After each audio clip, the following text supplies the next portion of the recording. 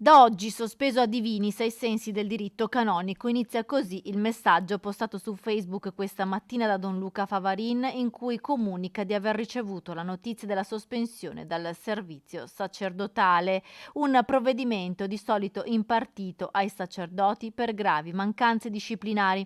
È la seconda comunicazione dell'ormai ex prete che pochi giorni fa, sempre sul suo profilo social, aveva scritto di essere pronto a lasciare la Chiesa per profondi contrasti con la diocesi di Padova. Ora l'addio ufficiale e definitivo. Sic transit gloria mundi, ma resta e resterà sempre la felicità e la forza di una vita che ci coinvolge per servire e amare con serenità e un cuore abitato dalla gioia. Scrive inoltre nel suo messaggio Don Luca: io oggi mi sento come Mosè che, spalle a un luogo diventato ormai di potere e oppressione, guarda in avanti alla ricerca di una terra promessa, prosegue Favarin, esprimendo anche il rammarico di non aver mai avuto in 20 anni una visita della Curia alla sua comunità per capirne le ragioni.